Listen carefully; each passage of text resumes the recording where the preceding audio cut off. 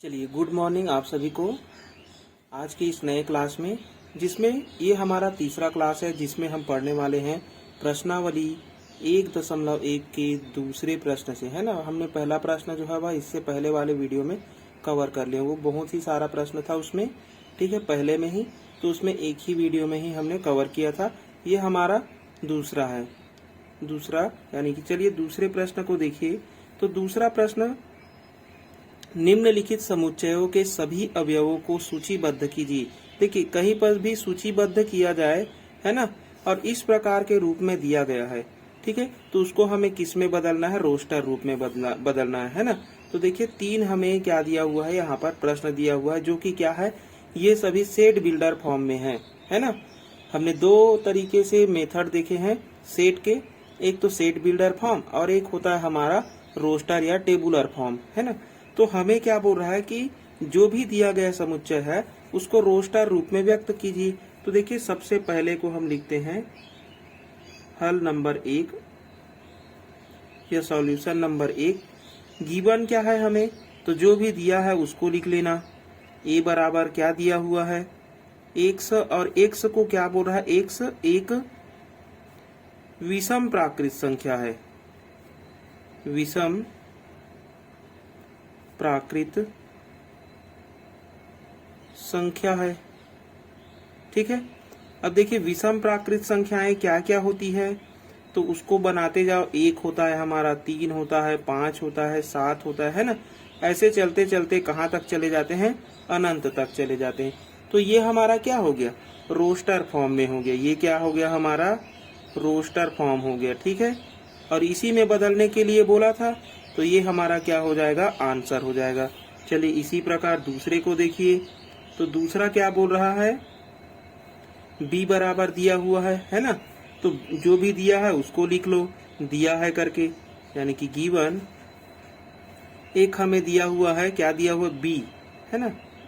b दिया हुआ है x, और x को क्या बोल रहा है कि x एक पूर्णांक है, ठीक है। अब पूर्णांक संख्या है, सबको पता होगा, है ना। पूर्णांक है जिसमें -1/2 से लेकर के x को हमें कहाँ तक रखना है, 9/2 तक के बीच में, है ना। तो सबसे पहले देखो कि हमें इस चीज को बदल लेते हैं सबसे पहले। तो x और x एक क्या है, पूर्णांक संख्याएं हैं, ठीक है। तो कहाँ से कहाँ तक के पूर्णांक संख्याएं हैं, तो यहाँ से हमें पता चल रहा है x जो है वह कहाँ से कहाँ तक, -1/2 को हम क्या लिख सकते हैं, 0.5 लिख सकते हैं, है ना। से लेकर के जो x की वैल्यू है वो कहाँ तक होगी, तो इसको जब हम हल करेंगे तो ये आएगा हमारा 4.5 तक। अब देखिए, नंबर लाइन जब हम बनाते हैं तो ये हमारा 0 है, ये 1 है, ये 2 है, 3 है, 4 है, ये 5 है ना। और यहाँ पर कहीं पर 4.5 आएगा, ठीक। और ये हो गया हमारा -1, तो इधर हमारा क्या आ जाएगा, 0.5, वो भी माइनस में, ठीक है। अब ये क्या बोल रहा है, पूर्णांक संख्याएं होनी चाहिए। x को क्या होना चाहिए, पूर्णांक संख्या होना चाहिए। तो x पूर्णांक संख्या कौन कौन सी मिल रही है, देखो 0.5 और 4.5 के बीच में। तो एक तो 0 है, एक 1 है, एक 2 है, एक 3 है, और एक 4 है। तो ये सभी हमारी क्या हो गई, पूर्णांक संख्याएं हो रही है ना। तो ये हमारा क्या हो जाएगा, पूर्णांक संख्या हो जाएगा, ठीक है। चलिए, अरे चलिए देखिए, यहाँ पर हमने क्या बोला कि इसको हमने सबसे पहले इस रूप में बदल लिया। अब एक नंबर लाइन देखेंगे, तो नंबर लाइन में क्या है कि जो 0.5 है और 4.5 है वो किसके किसके बीच में है, तो यहाँ से, और इनके बीच में जितने भी पूर्णांक संख्याएं हैं, तो पूर्णांक संख्याएं क्या होती है, जो पूर्ण रूप में होती है, 0 1 2 3, ऐसे ही माइनस से लेकर माइनस अनंत तक। तो इसके बीच में कितनी पूर्णांक संख्या है, तो एक 0 है, 1 है, 2 है, 3 है, 4 है। तो उसका हमें क्या बना लेंगे, एक रोस्टर फॉर्म बना लेंगे, और यही रोस्टर फॉर्म क्या कहलाएगा, हमारा हल कहलाएगा। तो ये हो गया हमारा रोस्टर सेट B, ठीक है। अब चलिए अगला प्रश्न देखिए, इसी का तीसरा। देखा, तीसरा क्या बोल रहा है, C बराबर दिया है ना। इस बार क्या दिया हुआ है, C बराबर दिया हुआ है। इसको भी लिख लो, दिया है या फिर गिवन करके, जी लिख लिया, सी बराबर एक्स, और एक्स को क्या बोल रहा है कि एक्स वर्ष का ऐसा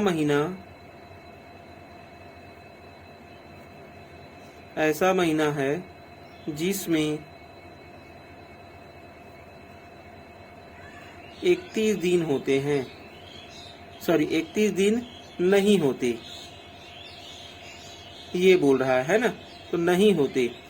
तो देखिए सबसे पहले तो हमें कौन कौन सा महीना मिल जाएगा जिसमें 31 दिन नहीं होते। तो जनवरी में 31 दिन होता है तो जनवरी को छोड़ देना है ना, फरवरी में नहीं होता है तो फरवरी को लिख लेना, तो एक हमारा फरवरी आ गया, ठीक है। उसके बाद में मार्च जो है वो भी 31 दिन का होता है ना।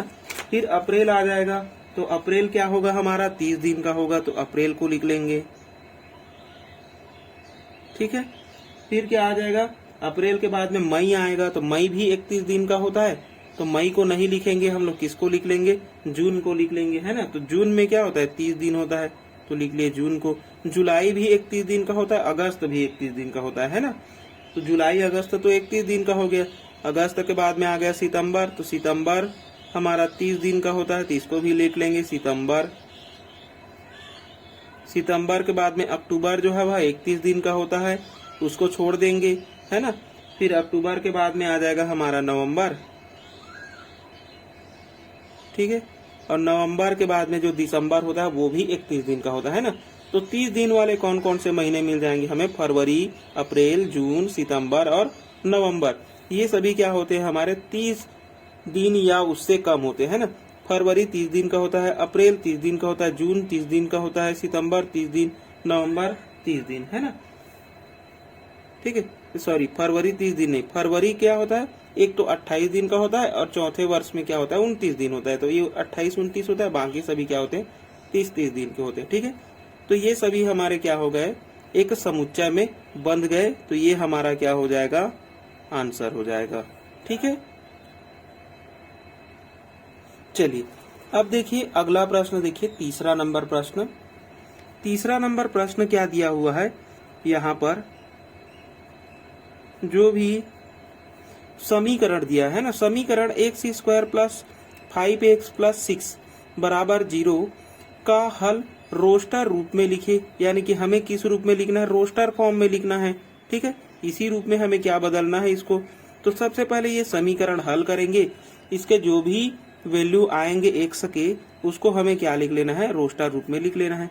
तो सबसे पहले जो भी दिया गया है उसको लिख लेना। गिवन इक्वेशन क्या है, तो गिवन इक्वेशन हमारे पास में x square 5x 6 equal to 0। इसको हल करेंगे तो ये क्या मिलेगा, एक्स स्क्वायर 3 दूने 6 हो जाएगा, है ना। तो एक तो 3x और एक हमारा 2x आ जाएगा, यानी कि 3x into 2x plus 6 equal to क्या हो जाएगा 0। और 3 इंटू कितना होता है 6 होता है, ठीक है। प्लस प्लस इसलिए लिए है क्योंकि जोड़ेंगे तो कितना मिलना चाहिए, 5 मिलना चाहिए, ठीक है। तो अब देखिए यहाँ से हमें क्या मिल जाएगा, x कॉमन हो जाएगा, एक x प्लस 3, यहाँ से क्या हो जाएगा 2 कॉमन है, 2 कॉमन लेंगे, x बचा यहाँ पर 2 तिया है ना, तो 3 बार में जाएगा 3 मिलेगा, ये हो गया। तो x प्लस 2 और एक मिल रहा है x प्लस 3 इक्वल टू 0, यानी कि x बराबर, एक तो -2 मिलेगा और एक क्या मिलेगा, x बराबर -3 मिलेगा, ठीक है।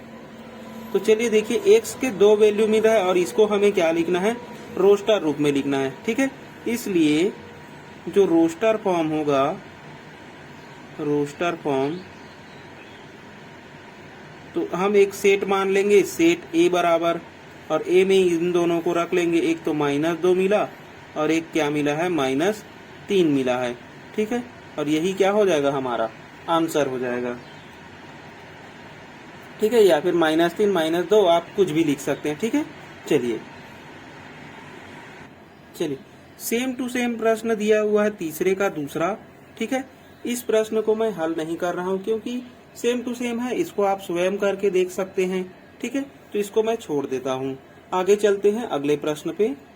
देखिए अगला है चौथा नंबर प्रश्न। निम्नलिखित समुच्चयों को निर्माण रूप में व्यक्त कीजिए। ठीक है, यानी कि अब हमें क्या बनाना है, निर्माण रूप बनाना है। अब रोस्टर फॉर्म तो दिया है, उसको हमें क्या लिखना है, निर्माण रूप में लिखना है। तो देखिए सबसे पहले का हल, तो जो भी दिया गया है उसको सबसे पहले एक समुच्चय मान लेंगे ए। तो ए बराबर क्या दिया हुआ है, 2, 4, 8, 16, 32। ठीक है, ये दिया हुआ है।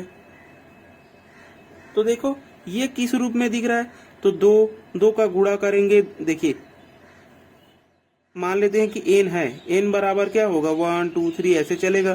ठीक है, उसमें अगर 2 का गुणा करेंगे तो 2 दूने 4 और 4 दूने 8 हो जा रहा है ना। तो ऐसा नहीं बन रहा है ये। आगे देखते हैं और क्या बनेगा। तो सबसे पहले देखिए 2 की घात में ये 1 है, इसको हम 2 की घात में 2 लिख सकते हैं। 8 को क्या लिख सकते हैं, 2 की घात 3 लिख सकते हैं। 16 को क्या लिख सकते हैं, 2 की घात 4 लिख सकते हैं। और 32 को हम क्या लिख सकते हैं, तो 2 की घात 5 लिख सकते हैं, है ना। तो ऐसा कॉमन सेंस आप लगा सकते हैं।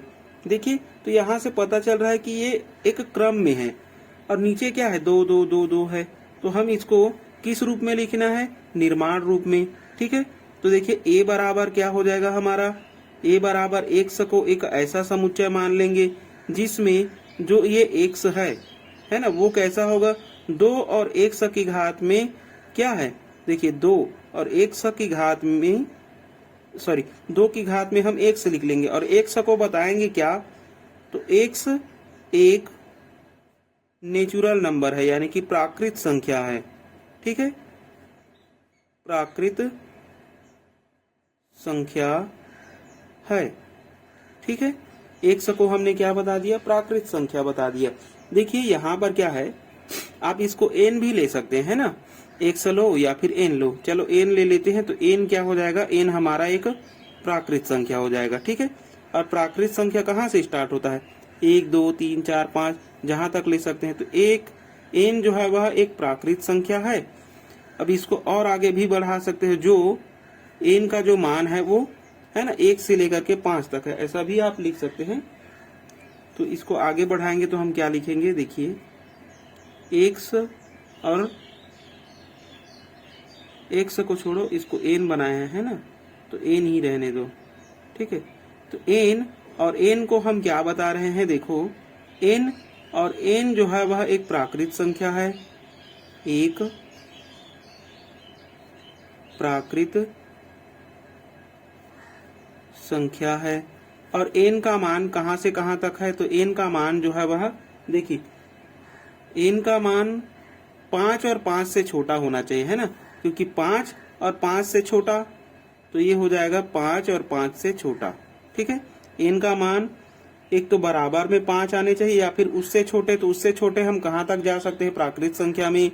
तो प्राकृत संख्या जो नेचुरल नंबर होता है वो कहाँ तक होता है, 1 2 3 4 ऐसे करके आगे बढ़ता है ना।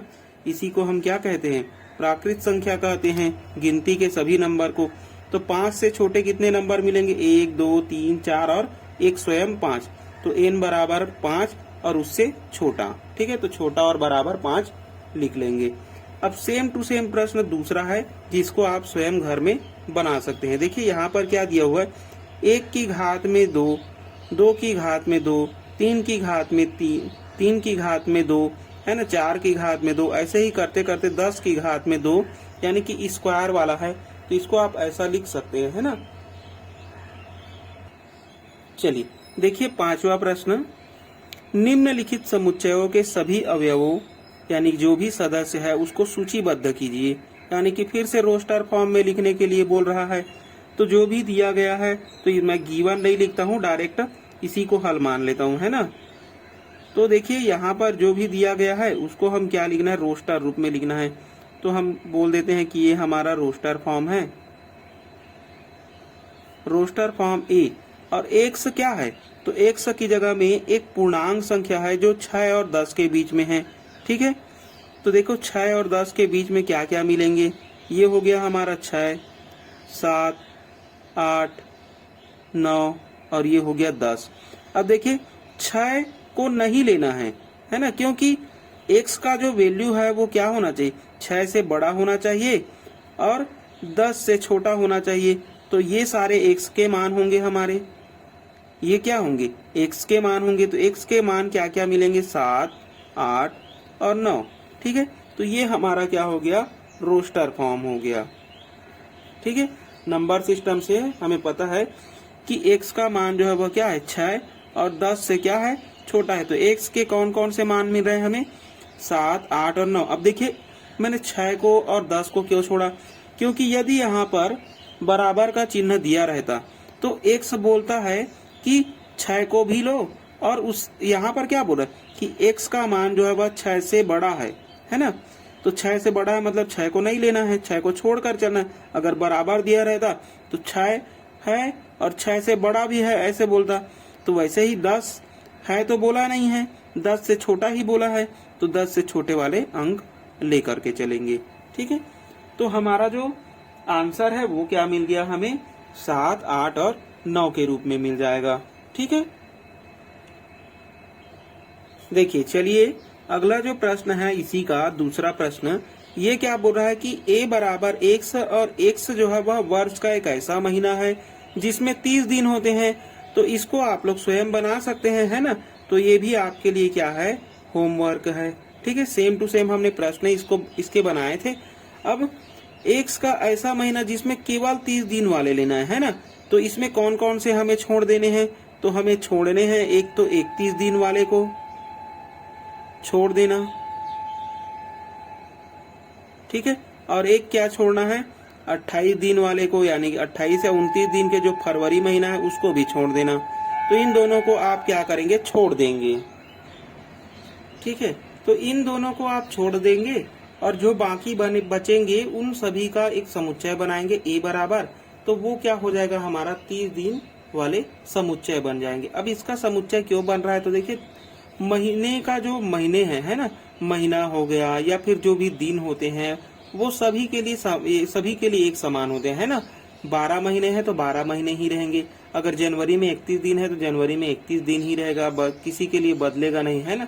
तो ये सभी के लिए सर्वमान्य है, मतलब ये एक वेल डिफाइंड है। ठीक है, चलिए अगला प्रश्न देखते हैं, उसको आप बना लेंगे। अगला प्रश्न देखिए, a बराबर x सच दैट x अंग्रेजी वर्णमाला का एक ऐसा व्यंजन है जो j से पहले आता है।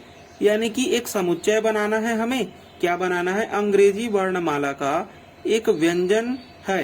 कौन, x, जो j से पहले आता है। अब j से पहले आने वाले जो भी है, जैसे कि a हो गया, b हो गया, c हो गया, d हो गया, e हो गया, f, g, h, i, उसके बाद में आता है j।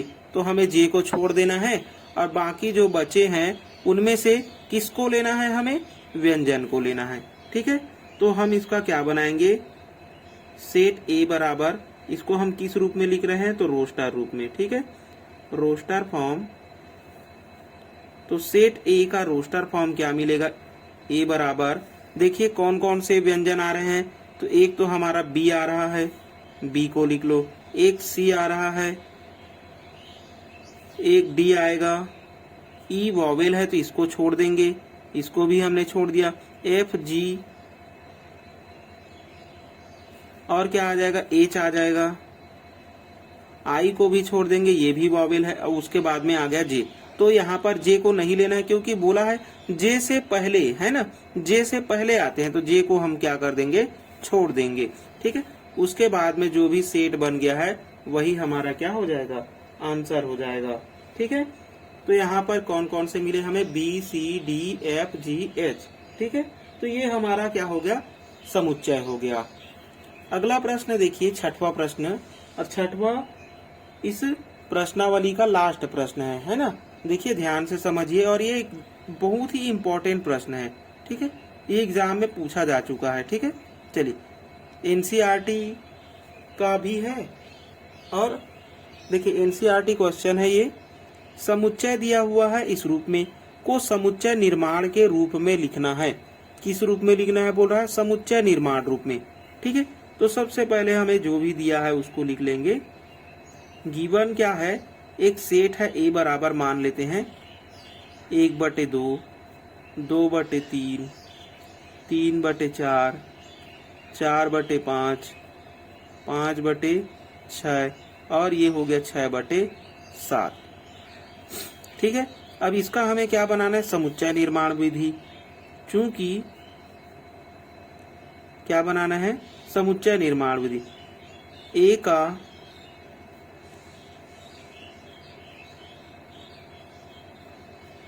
समुच्चय निर्माण रूप क्या होने वाला है, ए बराबर, तो देखो देखने से पता चल रहा है कि गिनती के नंबर है 1 2 3 4 5 6, ऐसे ही बढ़ा है। नीचे क्या बढ़ा है, 2 3 4 5 6 7। तो देखिए ऊपर तो n बढ़ रहा है ना, ऊपर क्या बढ़ रहा है, n बढ़ रहा है, और नीचे क्या बढ़ रहा है, n से एक ज्यादा बढ़ रहा है। n से कितना बढ़ रहा है, एक ज्यादा, और n को क्या बोल देंगे, एक प्राकृत संख्या। क्या बोल देंगे, प्राकृत संख्या। ठीक है, और प्राकृत संख्या क्या होता है, तो एक से गिनती के सभी नंबर होते हैं, लेकिन हमें सभी नंबर नहीं लेना है। कहाँ तक जाना है, हमें 6 तक जाना है ना।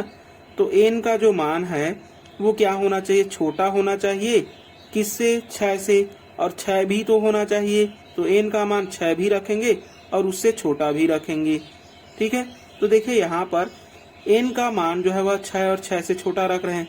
तो इस प्रकार के नंबर जो 6 और 6 से छोटा है, तो यहाँ पर क्या क्या आतेंगे, 1 2 3 4 5 और स्वयं 6 भी आएगा।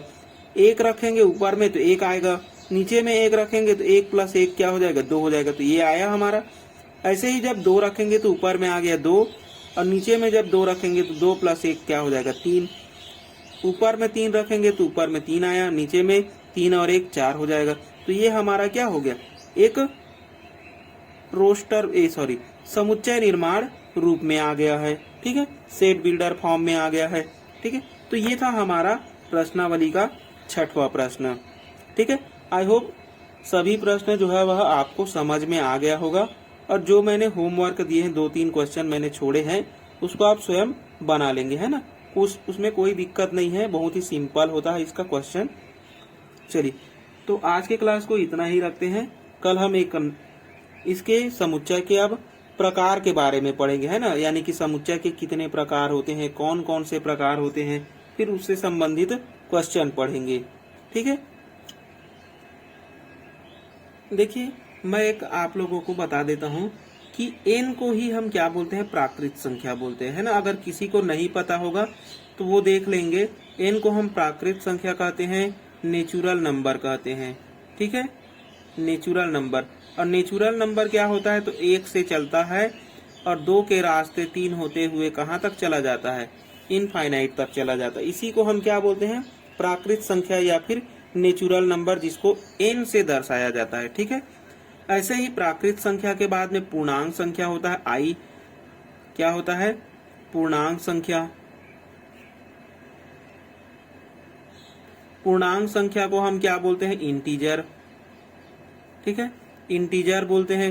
अब इंटीजर होता क्या है, तो ये होता है माइनस इनफाइनाइट से लेकर के -2 -1 0 1 2 ऐसे करते करते प्लस इनफाइनाइट की ओर होता है।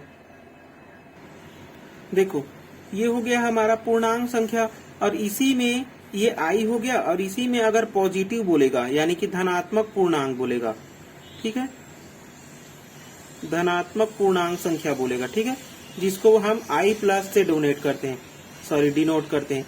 तो जो हम प्लस वाले हैं उस भाग को ले लेते हैं। ठीक है, तो यहाँ पर 1 2 3 से लेकर के डेश डेश डेश, यानी कि देखिए यहाँ पर प्राकृत संख्या और धनात्मक पूर्णांक संख्या दोनों ही क्या होते हैं, समान होते हैं। ठीक है, इसी प्रकार एक होता है ऋणात्मक, तो ऐसा भी आपका प्रश्न आ सकता है। ठीक है, तो ऋणात्मक इंटीजर यानी कि जिसे हम i0 या i- से प्रदर्शित करेंगे, तो i- क्या होगा, -∞ के रास्ते होते हुए -2 1 -1 चला जाएगा। ठीक है, इसी प्रकार आपको q जानना जरूरी है। q को हम क्या बोलते हैं, तो हम इसको रेशनल नंबर बोलते हैं, है ना, परिमेय संख्या बोलते हैं, परिमेय संख्या। ठीक है, रेशनल नंबर। ठीक है, q। तो ये किस रूप में होता है, p बटे q के रूप में होता है। तो ये सभी चीजें आपको पता होनी चाहिए, पूर्णांक संख्या ये सभी। और r क्या होता है, r तो r होता है हमारा परिमेय प्लस अपरिमेय, यानी कि जितने भी आप नंबर देखते हैं, है ना, चाहे वो 1 हो, -1/2 हो, -1/2 हो, पाई हो, है ना, ये सभी किस में आ जाते हैं, वास्तविक संख्या में आ जाते हैं। ठीक है, तो ये चीज आप ध्यान रखेंगे। ठीक है, इस चीज को आपको कोई नहीं बताने वाला है,